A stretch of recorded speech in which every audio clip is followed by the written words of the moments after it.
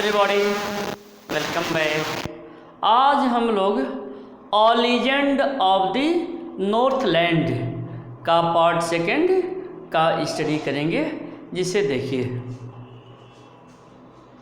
The legend of the Northland का part second पढ़ेंगे, जिसे देखें। Then she took a tiny scrap of dough and rolled it flat. Then she took a tiny scrap of dough. देखिए, tiny scrap of dough. Scrap of dough का sense है गूथे हुए आटे का पेड़ा। देखिए, स्क्रैप ऑफ डो मीन्स होता है गूथे हुए आटे का पेड़ा। And rolled it flat. देखिए, रोल्ड इट फ्लैट का मतलब होता है बेल कर चपटा करना। एंड बेक्ड मीन्स बेक से बना हुआ है, बेक मीन्स सेकना। थिन अ वेपर मीन्स होता है बहुत पतली रोटी। But she couldn't part with that.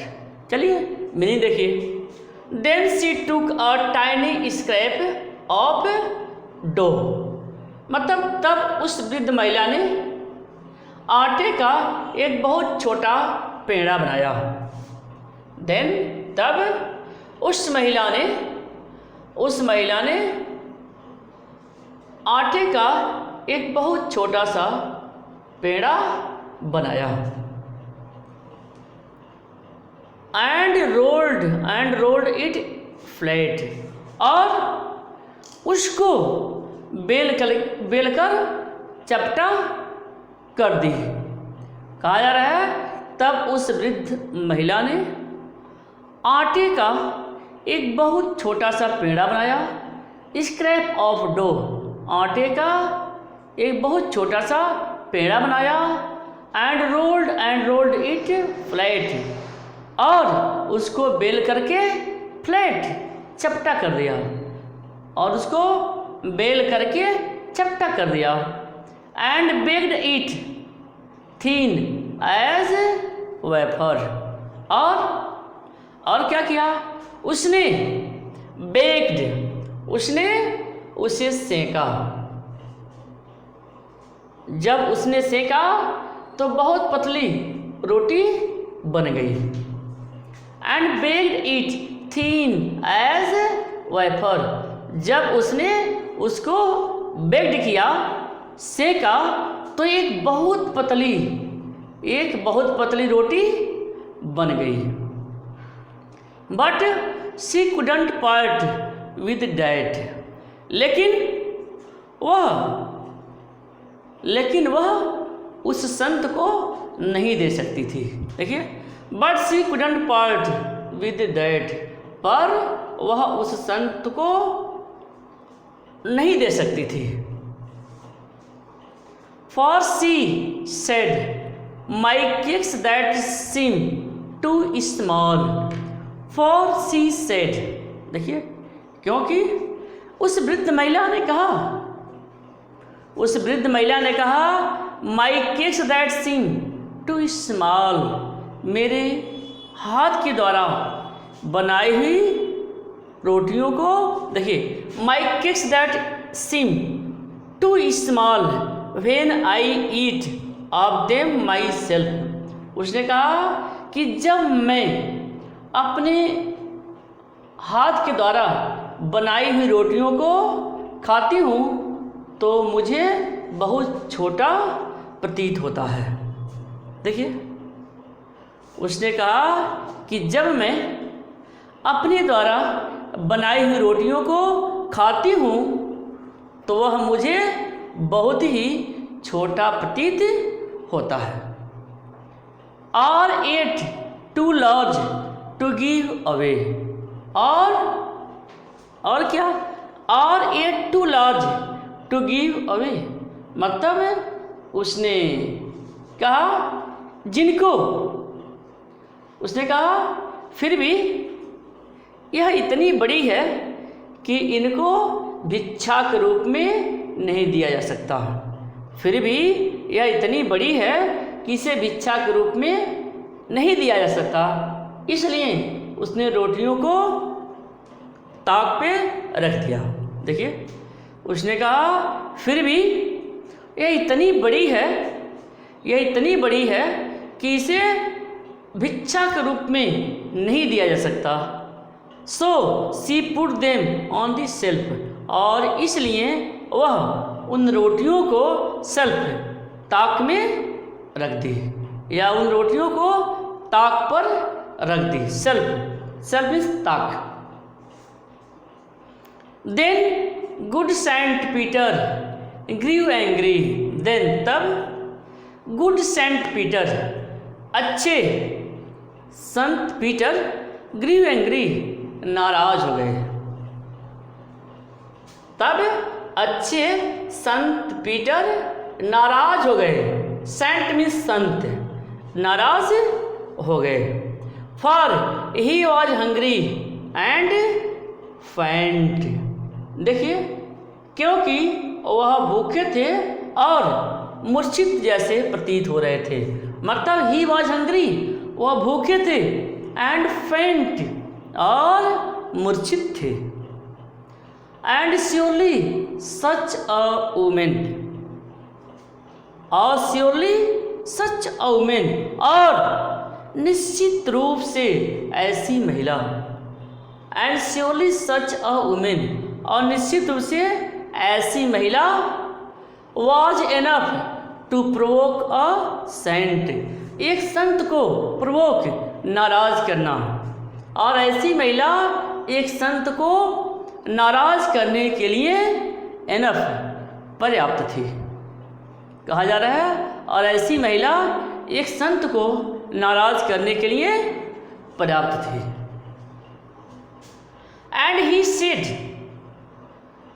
देखिए, और अंत में उस संत ने कहा, you are far too selfish, तुम बहुत ही ज़्यादा स्वार्थी हो। ठीक है, you are far too selfish, you are far too selfish, तुम बहुत ही ज़्यादा स्वार्थी हो। To dwell, dwell means live, रहना, to dwell in a human form, देखिए, और तुम्हें मानव के रूप में नहीं रहना चाहिए। यानी उस संत ने कहा, उस संत ने कहा कि तुम बहुत ही ज़्यादा स्वार्थी हो, और to live, to dwell in human form, और तुमको ह्यूमन फॉर्म, मानव के रूप में नहीं रहना चाहिए, ड्वेल नहीं रहना चाहिए। To have both food and shelter, देखिए, कहा जा रहा है कि to have both food and shelter, तुम भोजन और रहने के लिए मकान, तुम भोजन रहने के लिए मकान, and fire to keep you warm, और तापने के लिए आग पाने की अधिकारी नहीं हो। देखिए, उसने कहा to have both food and shelter, मतलब तुम भोजन और रहने के लिए मकान, एंड फायर, और सेकने के लिए आग या तापने के लिए आग पाने के अधिकारी तुम नहीं हो। तो इस तरह से आपको समझ में आ गया होगा। तो नेक्स्ट देखिए, now you shall build as the birds do, and shall get your scanty food by boring and boring and boring all day in the hard dry wood। देखिए, now you shall build, you जो है वह उस बूढ़ी महिला के लिए आया हुआ है। You shall build as the birds do. Build, यहाँ बिल्ड का सेंस है घोंसला बनाना। यहाँ पे बिल्ड का सेंस है घोंसला बनाना।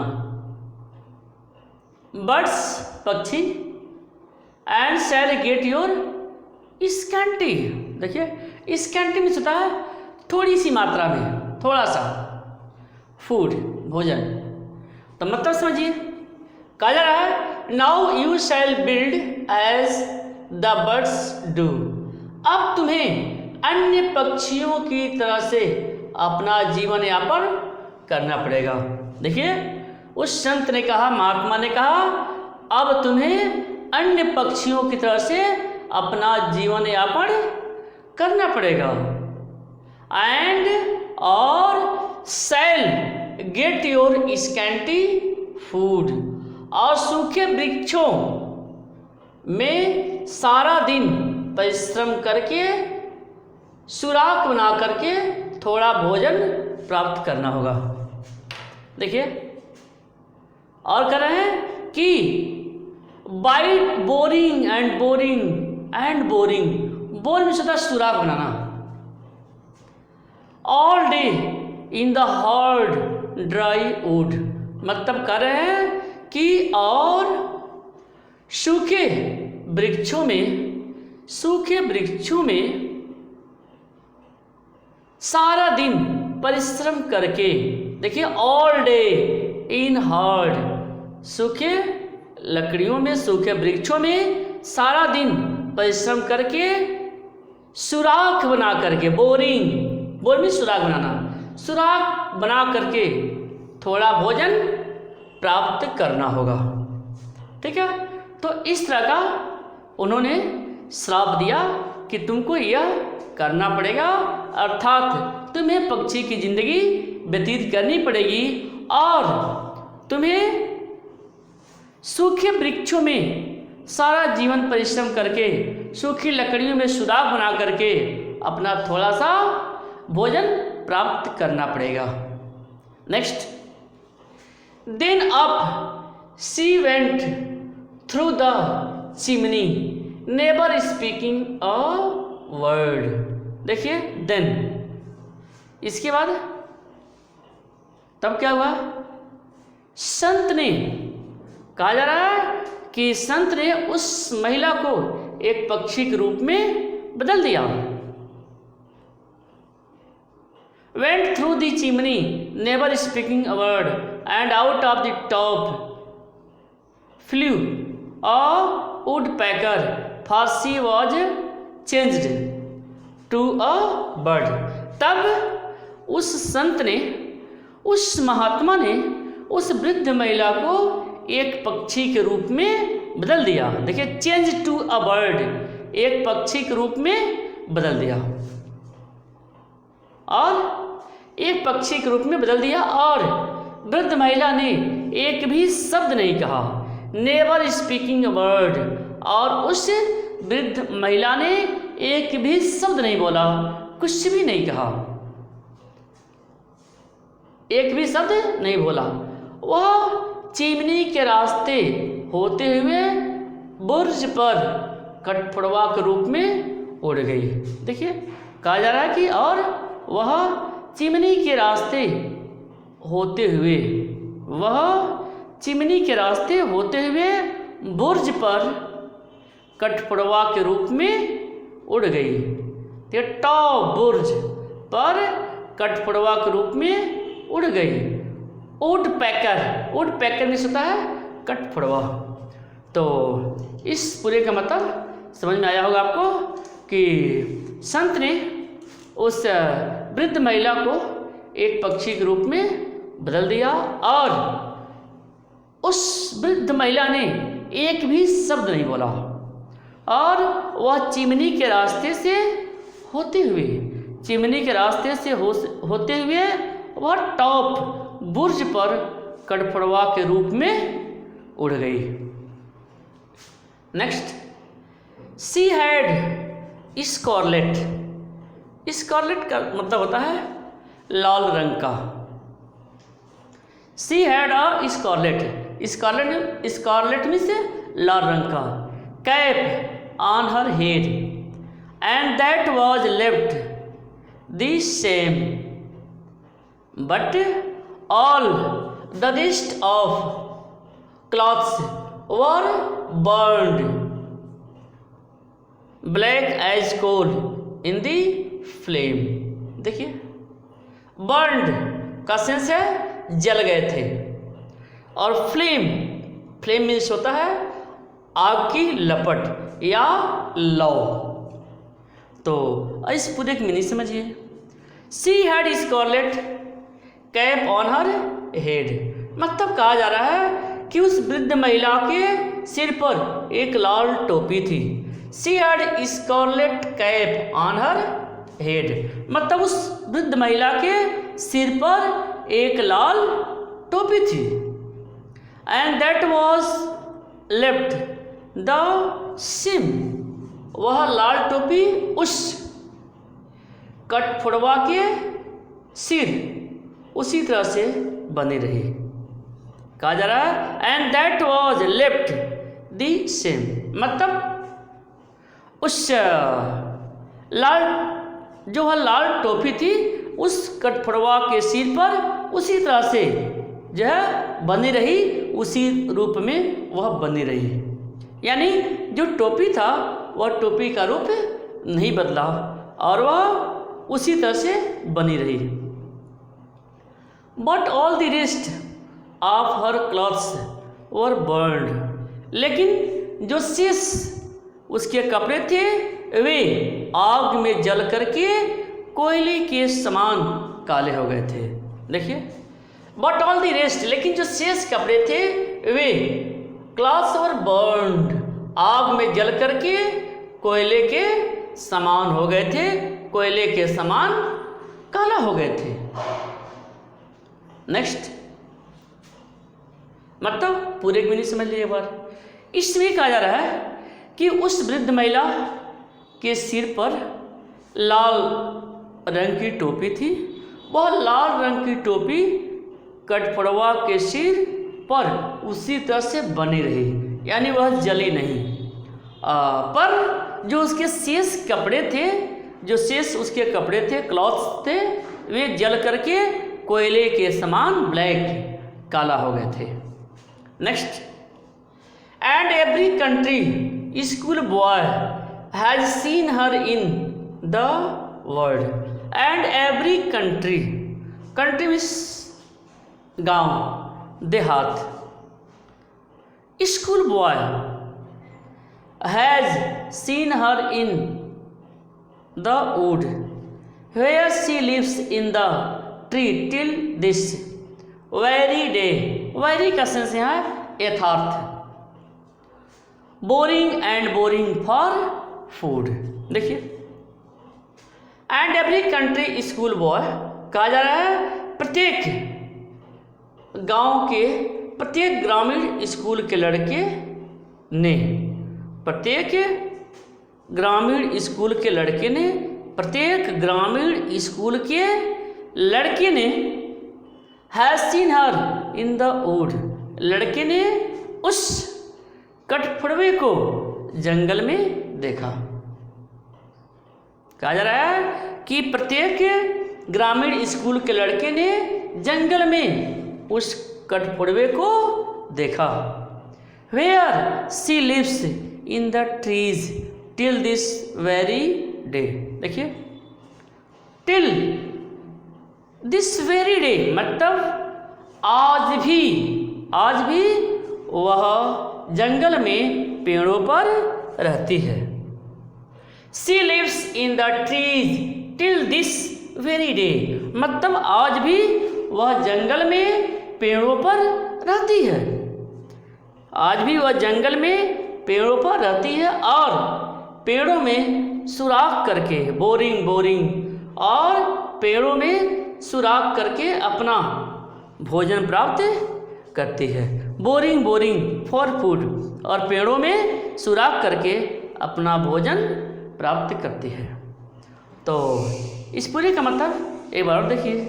कहा जा रहा है कि गांव के स्कूल के लड़के ने, गांव के स्कूल के लड़के ने उसको जंगल में अर्थात कठपुड़वे को जंगल में देखा।